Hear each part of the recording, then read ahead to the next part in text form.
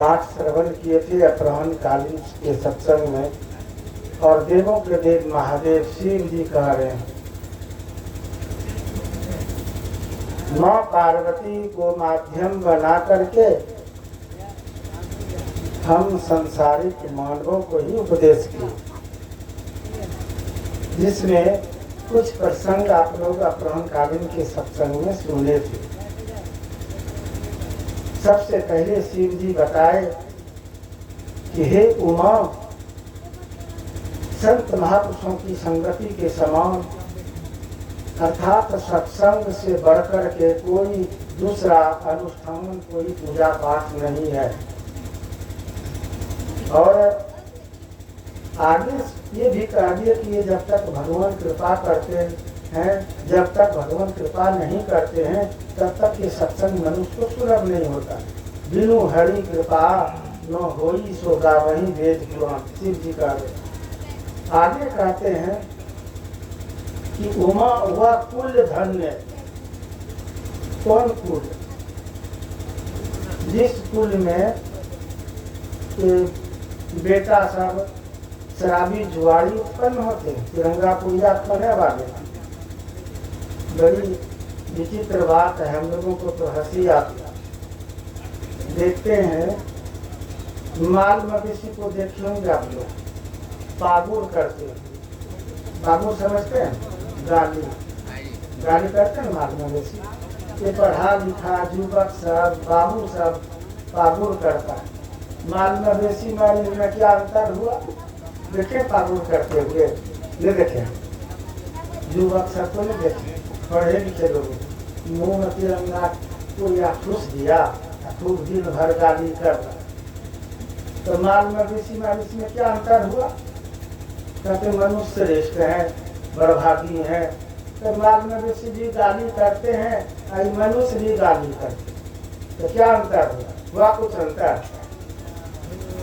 शिव जी कह रहे हैं कि उमा वह कुल धन्य है जिस कुल में भगवान के नम्र भक्त पैदा लेते। भक्त किसको कहते हैं? अपराह्न कालीन के सत्संग में सुन चुके हैं कि सत्संग के बगैर भक्ति नहीं होती है। अब भक्ति नहीं होगी तो भक्त कैसा हुआ? जीवन में अगर मांस मछली अंडा चलता हो, तिरंगा पूजा गंजा भंग ताड़ी दारू, तो भक्त होगा। और मिलान कर लीजिए, रावण कुंभकर्ण का नाम सुने हैं आप लोग? न सुने? रावण कुंभकर्ण का खान पान क्या था? क्या खाते पीते? राक्षस कहलाए कि भक्त? रावण और कुंभकर्ण राक्षस कहलाए कि भक्त कहलाए? सब कोई ध्यान से सुनिए।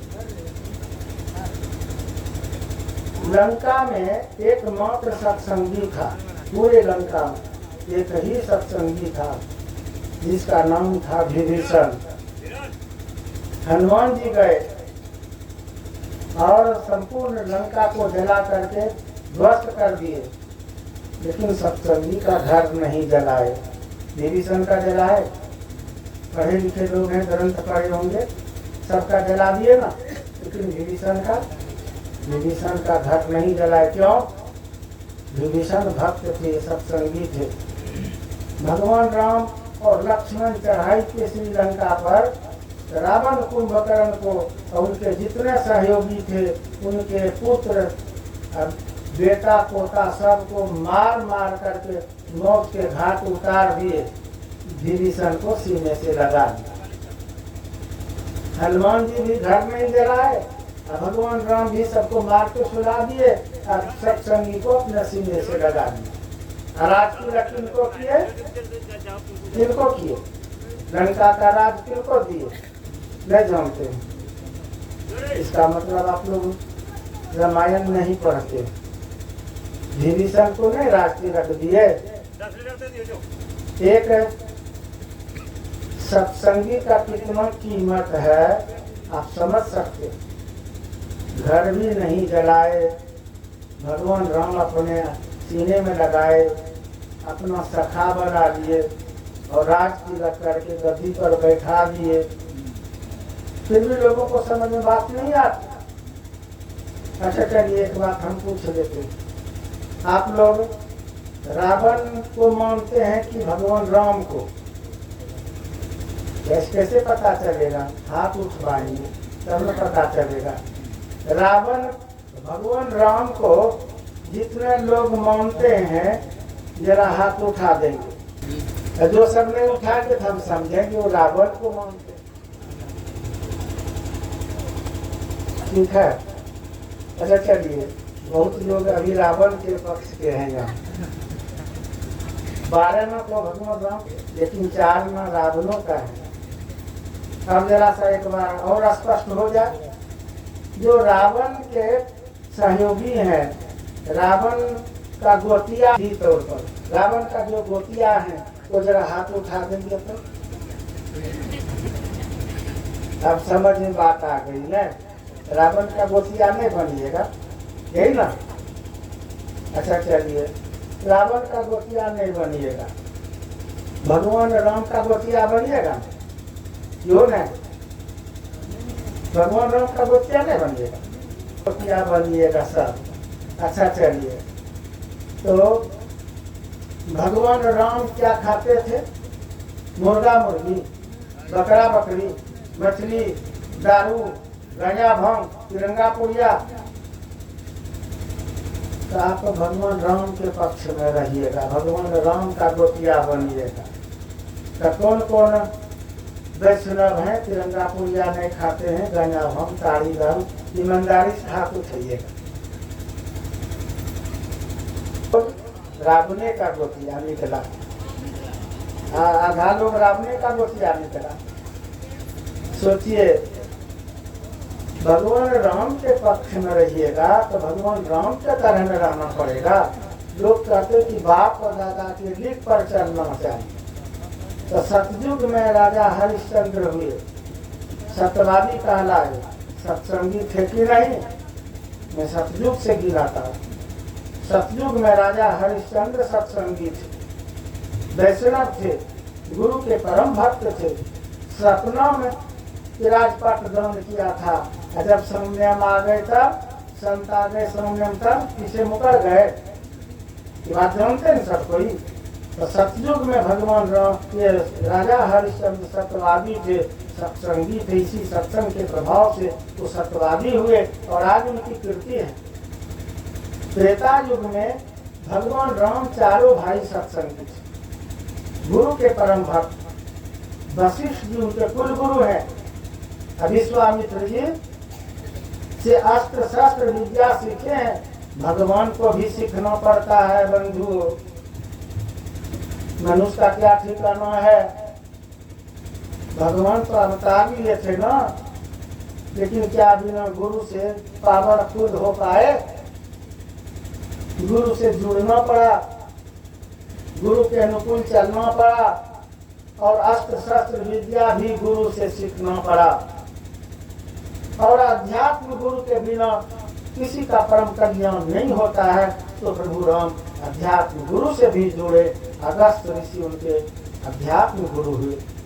वशिष्ठ जी कुल गुरु, विश्वामित्र जी अस्त्र शस्त्र विद्या सिखाने वाले गुरु और अध्यात्म गुरु मोक्ष प्रदान करने वाले गुरु अगस्त ऋषि। तो भगवान को भी गुरु धारण करना पड़ा। अभी सुन रहे थे, गुरु भेद लो सारा, खोलो द्वारा। सुन रहे थे ना? सारा मतलब एक दो ठो, सब कोई गुरु भेद लो सारा, खोलो द्वारा। कौन द्वारा? दशम द्वारा। 9 द्वार सब कोई जानते, सबके शरीर में 9 द्वार हैं और वो जानते हैं हर लोग। तन नव द्वारे हो रामा, अति ही मलिन हो ठामा। इस तन में 9 द्वार है और नवों में गंदगी ही गंदगी है, कचरा ही कचरा, मैल ही मैल। 9 द्वार कौन हुआ? 2 ठो आँख का, 2 ठो कान का, 2 ठो नाक का, कितना हुआ? 6। 1 ठो मुँह का 7 और 2 ठो मल मूत्र वाला, कितना हो गया? 9 द्वार। यही 9 द्वार, ये पिंड का 9 द्वार है। और इस 9 द्वार में कचरा ही कचरा है। जो गुरु से नहीं जुड़ेंगे उसको 9 द्वार का ही पता है। शरीर छोड़ने के समय में इसी 9 द्वार में से किसी न किसी द्वार से जीवात्मा को निकलना पड़ेगा, और 9 द्वार से निकलेगा तो नरक जाएगा। तन नव द्वारे हो रामा, अति मलिने हो ठामा, त्यागी चढ़ू 10वां द्वारे, सुख पाऊं रे भाई। ये गुरु से युक्ति जान करके साधना करेंगे तो 9 द्वार छोड़ करके 10वां द्वार होकर के आप निकल जाएंगे, बाजी मार देंगे। अब आपको नरक भोगना नहीं पड़ेगा, 84 मुचक्कर नहीं लगाना पड़ेगा। इसीलिए गुरु भेद लो सारा, खोलो द्वारा। इस तरह से पाठ के क्रम में भी सुन रहे थे। तो मैं कह रहा था कि भगवान राम सदाचारी हुए, गुरु के परम भक्त हुए। न तो हिंसा, न तो नशा। और जो मनुष्य नशा भी करते हैं और हिंसा भी करते हैं, तो भगवान राम के गोतिया हुए कि रावण के हुए न? रावण के गोतिया। रावण का खान पान था मुर्दा